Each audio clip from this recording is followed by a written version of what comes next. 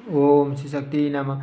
ओम श्री शक्ति नमः। ओम श्री शक्ति नमः। ओम श्री शक्ति नमः।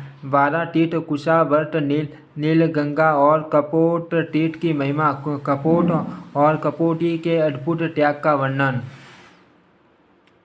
नारद जी ने कहा, भगवान आपके मुख से कथा सुनते सुनते मेरे मन को तृप्ति नहीं होती। पहले गौतम ब्राह्मण के द्वारा लाए हुए गंगा का वर्णन कीजिए। उनके पटक पटक तीर्थों के फल पुण्य तथा इतिहास पर भी क्रमश प्रकाश डालिए। ब्रह्मा जी बोले, नारद, गोदावरी के पटक पटक तीर्थों और फलों और महात्म्य का पूरा वर्णन न तो मैं कर सकता और न तुम सुनने में समर्थ हो। तथापि कुछ बतलाता हूँ। जहाँ भगवान त्र्यंबक गौतम के सामने प्रत्यक्ष प्रकट हुए थे, वह तीर्थ त्र्यंबक के नाम से प्रसिद्ध है। वह गौतमी गंगा का उद्गम स्थान है। वह भोग और मोक्ष देने वाला दूसरा 12 तीर्थ हैं, जो तीनों लोकों में विख्यात है। उसका स्वरूप बतलाता हूँ। पूर्व काल की बात है। सिंधु से नामक राक्षस देवताओं को परास्त करके यज्ञ सिंह के रसातल में जा पहुंचा। यज्ञ के रसातल चले जाने पर पृथ्वी पर उसका सर्वथा अभाव हो गया। देवताओं ने सोचा,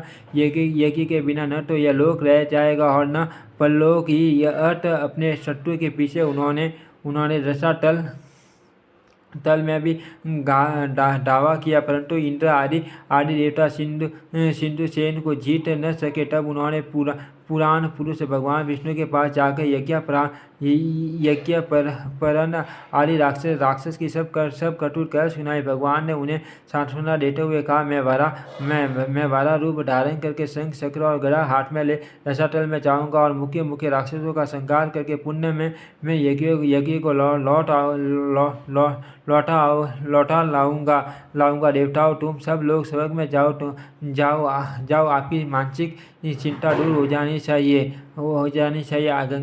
गंगा जी जिस मार्ग से रसातल में गई थी, उसी मार्ग से पृथ्वी को छेद कर चक्रधारी भगवान भी इस रसातल में पहुँचे। उन्होंने वारा रूप धारण करके रसातल वासी राक्षसों और दानवों का वध किया तथा यज्ञ को मुख में रखकर रसातल से निकल आए। उस समय देवता ब्रह्मगिरी पर श्री हरि की प्रतीक्षा करते उस मार्ग से निकलकर भगवान गंगा स्रोत में आए और रक्त से लटपट हुए अपने अंगों को गंगा जी के जल से धोया। उस स्थान पर वारा नामक कुंड हो गया। इसके बाद भगवान ने मुंह में रखे हुए माँ यज्ञ को दे दिया। इस प्रकार उनके मुख से यज्ञ का प्रादुर्भाव हुआ। इसीलिए वारा तीर्थ परम पवित्र और संपूर्ण अभिलषित वस्तुओं को देने वाला, वहाँ किया हुआ स्नान और दान सब यज्ञ का फल देता है। जो पुण्यात्मा पुरुष वहाँ रहकर अपने पितरों का स्मरण करता है, उसके पितर सब पापों से मुक्त हो स्वर्ग में चले जाते हैं। त्र्यंबक में एक कुशावर्त नामक तीर्थ है। उसके स्मरण मात्र से मनुष्य कृतार्थ हो जाता है। वह समस्त अभीष्ट वस्तुओं को देने वाला कुशावर्त उस तीर्थ का नाम है, जहाँ महात्मा गौतम ने गंगा का कुशों से आवर्तन किया था। वे वहाँ गंगा को कुश से लौटा कर ले आए थे। कुशावर्त में क्या हुआ? स्नान और दान पितरों को तृप्ति देने वाला। जहाँ नदियों में श्रेष्ठ गंगा नील पर्वत से निकली है, वहाँ वे नील गंगा के नाम से विख्यात है। मनुष्य सुरक्षित होकर नील गंगा में स्नान आदि जो कुछ भी शुभ कर्म करता है, वह सब अक्षय जानना चाहिए। उससे पितरों को बड़ी तृप्ति होती है। गोदावरी में परम उत्तम कपोट तीर्थ भी है, जिसकी तीनों लोकों में प्रसिद्धि है। उन्हें मैं उस तीर्थ का स्वरूप और मान फल बतलाता हूँ। सुनो, माँ ब्रह्मगिरी पर एक बड़ा भयंकर व्याघ्र रहता था। वह ब्राह्मणों, साधु और यतियों, गौओं, पक्षियों तथा मृगों की हत्या किया करता था। वह पापात्मा, बड़ा ही क्रोधी और असत्यवादी था। उसके हाथ में सदा पास और धनुष मौजूद रहते थे। उस महापापी व्याघ्र ने मन में सदा पाप के ही संकल्प उठते थे। उसकी स्त्री और पुत्र भी उसी स्वभाव के थे। एक दिन अपनी पत्नी की प्रेरणा से वह घने जंगल में घुस गया। वहाँ उस पापी ने अनेक प्रकार के मृगों और पक्षियों का वध किया। कीटों को जीवित ही पकड़कर पिंजरे में डाल दिया। इस प्रकार बहुत दूर तक घूम फिरकर वह अपने घर की ओर लौटा। तीसरे पहर का समय था। चैत्र और वैशाख बीत चुके थे। एक ही समय बिजली कौड़ने लगी और आकाश में मेघों की घटा छा गई। हवा चली और पानी के साथ पत्थरों की वर्षा होने लगी। मूसलाधार वर्षा होने के कारण बड़ी भयंकर अवस्था हो गई। व्याग रात चलते चलते थक गया। जल की अधिकारी के कारण मार्ग का ज्ञान नहीं हो पाता था। जल थल और गड्ढे की पहचान असंभव हो गई थी। उस समय वह पापी सोचने लगा, कहाँ जाऊँ, कहाँ ठहरूँ, क्या करूँ। मैं यमराज की भांति सब प्राणियों के प्राण लिया करता हूँ।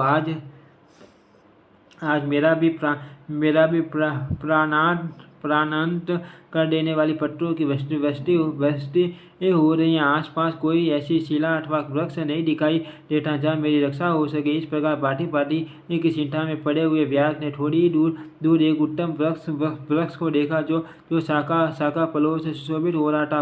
वह उसी की छाया में आकर बैठ गया। उसके सब वस्त्र भीग गए थे। वह इस चिंता में पड़ा था कि मेरी स्त्री बच्चे जीवित होंगे या नहीं। इसी समय सूर्यास्त भी हो गया। उसी वृक्ष पर एक कबूतर अपनी स्त्री और पुत्र पौत्रों के साथ रहता था। वह वहाँ सुख से निर्भय होकर पूर्ण तृप्त और प्रसन्न था। उस वृक्ष पर रहते हुए उसके कई वर्ष बीत चुके थे। उसकी स्त्री कबूतरी बड़ी पतिव्रता थी। वह अपने पति के साथ उस वृक्ष के खोखले में रहा करती थी। वहाँ हवा और पानी से बुरा बचाव था। उस दिन देव वत्स कपोत और कपोती दोनों ही चारा सूखने के लिए गए थे, किंतु केवल कपोत ही लौटकर उस वृक्ष पर आया। बाकी वर्ष कपोती भी वहीं व्याग के पिंजरे में पड़ी थी।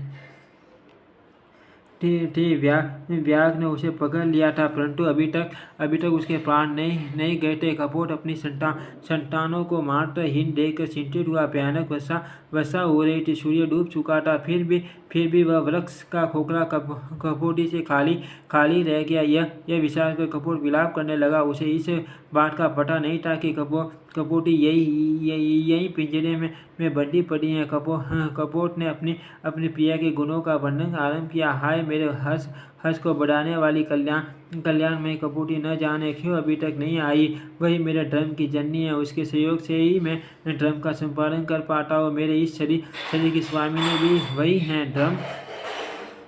धर्म अर्थ काम और मोक्ष की सीढ़ी में वही सर्वदा मेरी सहायता करती है। मुझे प्रसन्न देखकर वह हंसती है और खीन जानकर मेरे दुखों का निवारण करती है। उसे सलाह देने में वह मेरी सखी है और सदा मेरी आज्ञा के ही पालन में चल रहती है। सूर्य अस्त हो गया तो भी वह कल्याणी अभी तक नहीं आई। वह पति के सिवा दूसरा कोई व्रत मंत्र देवता धर्म अथवा अर्थ नहीं जानती। वह पतिव्रता है। पति में ही उसके प्राण बसते हैं। पति उसका मंत्र और पति उसका प्रियतम है। मेरी कल्याण में भार्या अभी तक नहीं आई। क्या करूँ, कहाँ जाऊँ। मेरा यह घर उसके बिना आज जंगल सा दिखाई देता है। उसके रहने पर भयंकर स्थान भी शोभा संपन्न और सुंदर दिखाई देता है। जिसके रहने पर यह घर वास्तव में घर कहलाता। वह मेरी प्रिय भार्या अब तक नहीं आई। मैं उसके बिना जीवित न रह सकूंगा। अपने प्रिय शरीर को भी त्याग दूंगा, किंतु ये बच्चे क्या करेंगे। ओ आज मेरा धर्म लुप्त हो गया है। इस प्रकार विलाप करते हुए स्वामी के वचन सुनकर पिंजरे में पड़ी हुई एक कपोली बोली खरगोश मैं यहाँ पिंजरे में बंधी हुई बेबस हो गई। माँ मटे ये व्याग मुझे जाल में फंसा कर ले आया है। आज मैं धन्य हूँ और अनुग्रहित हूँ, क्योंकि पतिदेव मेरे गुणों का बखान करते हैं। मुझ में जो गुण हैं और जो नहीं है उन सबका मेरे पतिदेव गान कर रहे हैं। इससे मैं निसंदेह कृतार्थ हो गई। पति के संतुष्ट होने पर स्त्रियों पर संपूर्ण देवता संतुष्ट हो जाते हैं। इसके विपरीत यदि पति असंतुष्ट हो तो स्त्रियों का अवश्य नाश हो जाता है। प्राणनाथ आप ही मेरे देवता आप ही प्रभु, आप ही सूद, आप ही शरण, आप ही व्रत, आप ही स्वर्ग, आप ही परम ब्रह्म और आप ही मोक्ष हो। आर्य मेरे लिए चिंता न करो। अपनी बुद्धि को धर्म में स्थिर करो। आपकी कृपा से मैंने बहुत तेरे भोग लिए। मैंने बहुत आपके भोग लिए हैं। लिए अपनी प्रिया प्रिया कपोटी का ये वचन सुनकर कपोट उस वक्त से उठकर आया और पिंजरे में पड़ी हुई कपोटी के पास पास गया। वहां पहुंचकर उसने देखा मेरी प्रिया जीवित हैं और व्याघ्र मृत की भांति निश्चेष्ट हो रहा है तथा उसने उसे बंधन से छुड़ाने का विचार किया। कपोटी ने रोकते हुए कहा, माँ बाघ संसार का संबंध स्थिर रखने वाला नहीं है। ऐसा जानकर मुझे बंधन से मुक्त न करो। इसमें मुझे व्याघ्र का अपराध नहीं जान पड़ता। आप अपनी धर्म बुद्धि को दंड करो। ब्राह्मणों के गुरु अग्नि है। सब वर्णों का गुरु ब्राह्मण है। स्त्रियों का गुरु उसका पति है और सब लोगों का गुरु अभ्यागत है। जो लोग अपने घर पर आए हुए अतिथि को वचनों द्वारा संतुष्ट करते हैं, उनके उन वचनों से वाणी की अधीश्वरी सरस्वती देवी तृप्त होती है। अतिथि को अन्न देने से इंद्र तृप्त होते हैं। उसके पैर धोने से पीटर, उसके भोजन करने से प्रजापति, उसकी सेवा पूजा से लक्ष्मी सहित श्री विष्णु तथा उसके सुखपूर्वक शयन करने पर संपूर्ण देवता तृप्त होते हैं। अतिथि सबके लिए परम पूजनीय है। यदि सूर्यास्त के बाद थका मादा अतिथि घर पर आ जाए तो उसे देवता समझे, क्योंकि वह सभी यज्ञों का फल रूप है। थके हुए अतिथि के साथ गृहस्थ के घर पर संपूर्ण देवता पीटर और अग्नि भी पधारते हैं। यदि अतिथि तृप्त हुआ तो उन्हें भी बड़ी प्रसन्नता होती है, और यदि वह निराश होकर चला गया तो वे भी निराश होकर ये लौटते हैं। अर्थ प्राणनाथ, आप सर्वथा दुख छोड़कर शांति धारण कीजिए और अपनी बुद्धि को शुभ में लगाकर धर्म का संपादन कीजिए। दूसरों को के द्वारा किए हुए उपकार और अपकार दोनों ही साधु पुरुषों के विचार से श्रेष्ठ है। उपकार करने वालों पर तो सभी उपकार करते हैं। अपकार करने वालों के साथ जो अच्छा बर्ताव करे वही पुण्य का भागी बताया गया है। कपोल बोला, सुमुखी, आपने हम दोनों के योग्य उत्तम बात कही है, किंतु इस विषय में मुझे कुछ और भी कहना है, उसे सुनो। कोई 1000 प्राणियों का भरण पोषण करता है, दूसरा 10 का ही निर्वाह करता है और कोई ऐसा है जो सुखपूर्वक केवल अपनी जीविका का काम चला लेता है। किंतु हम लोग ऐसे जीवों में से हैं जो धर्म अपना ही पेट बड़े हुए कष्ट भर पाते हैं। कुछ लोग खाई खोद कर उसमें अन्न भरकर रखते हैं। कुछ लोग कोटे भर दान के धनी होते हैं और कुछ कितने ही घड़ों में धान भरकर रखते हैं, परंतु हमारे पास तो उतना ही संग्रह होता है जितना अपनी सोच में आ जाए। सुबह आप ही बताओ ऐसी दशा में इस थके हमारे अतिथि का आदर सत्कार में किस प्रकार करूँ। कपोटी ने कहा, नाथ, अग्नि, जल, मिट्टी, वाणी, तृण और काष्ठ आदि जो भी संभव हो वह अतिथि को देना चाहिए। यह व्याघ्र सदृश से कष्ट पा रहा है। अपनी प्यारी स्त्री का कथन सुनकर पक्षीराज कपोट ने पेट पर चढ़कर सब और देखा तो कुछ दूरी पर उसे आग दिखाई दी। वहां जाकर वह सोच से एक जलती हुई लकड़ी उठा लाया और व्याघ्र के आगे रखकर अग्नि को प्रज्वलित किया।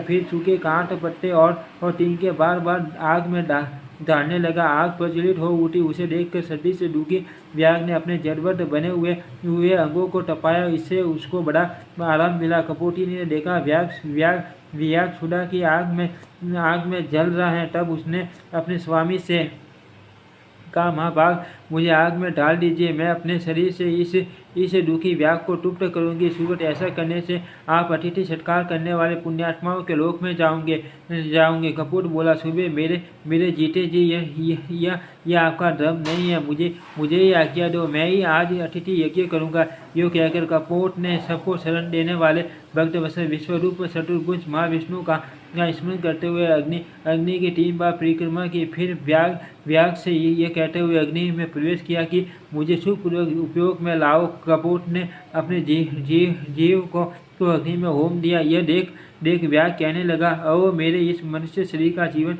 धिक्कार देने योग्य है, क्योंकि मेरे लिए पक्षीराज ने ये साहसपूर्ण कार्य किया है। यो कहते हुए व्याघ्र ने कपोटी ने कहा, माँ बाघ, अब मुझे छोड़ दो। देखो, मेरे ये पतिदेव मुझसे दूर चले जा रहे हैं। उसकी बात सुनकर व्याघ्र सहम गया और तुरंत ही पिंजरे में पड़ी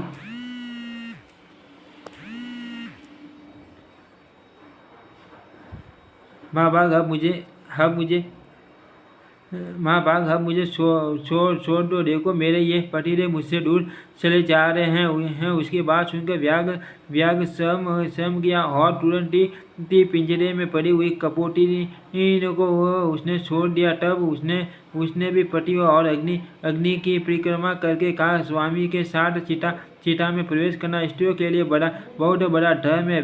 वेद में इस मार्ग का विधान है और लोक में भी सबने इसकी प्रशंसा की है। जैसे सांप पकड़ने वाला मनुष्य सांप को बिल से बलपूर्वक निकाल देता है, उसी प्रकार पति का अनुगमन करने वाली नारी पति के साथ ही स्वर्गलोक में जाती है। यूँ कहकर कपोटी ने पृथ्वी देवता गंगा तथा वनस्पति को नमस्कार किया और अपने बच्चों को सांत्वना देकर व्याघ्र से कहा, महाभाग आपकी कृपा से मेरे लिए ऐसा शुभ अवसर प्राप्त हुआ है। मैं पति के साथ स्वर्गलोक में जाती हूँ। यो कहकर वह पतिव्रता कपोटी आग में प्रवेश करके इसी समय आकाश में जय जयकार की ध्वनि गूंज उठी। तत्काल ही सूर्य के समान तेजस्वी अत्यंत सुंदर विमान उतर आया। दोनों दंपति देवता के समान दिव्य शरीर धारण करके उस पर आरूढ़ हुए और आश्रय में पड़े हुए व्याघ्र से प्रसन्न होकर बोले, माँ मते हम देवलोक में जाते हैं और आपकी आज्ञा चाहते हैं। आप अतिथि के रूप में हम दोनों के लिए स्वर्ग की सीढ़ी बनकर आगे आपको नमस्कार है। उन दोनों को श्रेष्ठ विमान पर बैठे देख व्याघ्र ने अपना धनुष और पिंजरा फेंक दिया और हाथ जोड़कर कहा, महाभाग मेरा त्याग न करो, मैं अज्ञानी हूँ, मुझे भी कुछ दो। मैं आपके लिए आदरणीय अतिथि होकर आया था, इसीलिए मेरे उद्धार का उपाय बताओ। उन दोनों ने कहा, व्याघ्र आपका कल्याण हो। आप भगवती गोदावरी के तट पर जाओ और उन्हीं को अपना पाप भेंट कर दो। वहाँ 15 दिनों तक डुबकी लगाने से आप सब पापों से मुक्त हो जाओगे। पाप मुक्त होने पर जब पुण्य गौतमी गंगा में स्नान करोगे, तब अश्वमेध यज्ञ का फल पाकर अत्यंत पुण्यवान हो जाओगे। नदियों में श्रेष्ठ गोदावरी ब्रह्मा विष्णु तथा महादेव जी के अंश से प्रकट हुई है। उनके भीतर पुण्य गोटे लगाकर जब आप अपने मलिन शरीर को त्याग दोगे, तब निश्चय ही श्रेष्ठ विमान पर आरूढ़ हो स्वर्गलोक में पहुंच जाओगे। उन दोनों की बात सुनकर व्याघ्र ने वैसे ही किया। फिर वह भी दिव्य रूप धारण करके एक श्रेष्ठ विमान पर जा बैठा। कपोट कपोटी और व्याघ्र तीनों ही गौतमी गंगा के प्रभाव से स्वर्ग में चले गए। तभी से वह स्थान कपोट तीर्थ के नाम से विख्यात हुआ। वहाँ स्नान दान पितरों की पूजा जप और यज्ञ आदि कर्म करने पर वे अक्षय फल को देने वाले होते हैं। ओम श्री शक्ति नमः। ओम श्री शक्ति नमः। ओम श्री शक्ति नमः। ओम